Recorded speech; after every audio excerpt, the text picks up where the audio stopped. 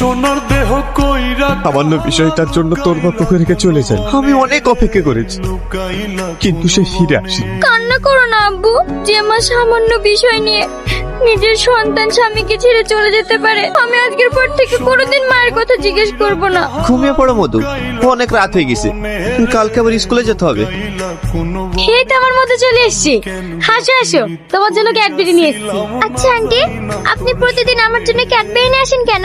তুমি আমার মেয়ের মতো। তাই কেন? আপনার ছেলে মেয়েকে ভালোবাসেন না? আমার ছেলে মেয়ে কেউ নেই। ছেলে মেয়ে নেই কেন? ও তোমাকে পরে বলবো, তুমি ক্যাডবেরিটা খাও। এ মাহি, বাইরে জোকার এসছে, দেখতে যাচ্ছে, তাড়াতাড়ি আয়। জোকার নাকি? আন্টি, বাইরে জোকার এসছে, আমিও জোকার দেখতে যাব। ঠিক আছে, আমিও যাব, চলো। এবার তোমাদেরকে দেখাবো বাঁধন নাচ।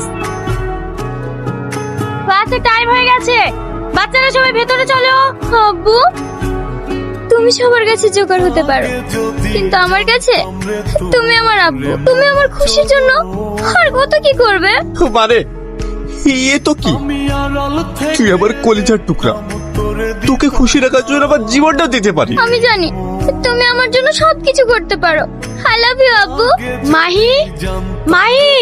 আব্বু, তোমাকে আমি বলেছিলাম না একটা আন্টি আমাকে খুব ভালোবাসে, এই সেই আন্টি। মাহি, এটা তোমার কে হয়?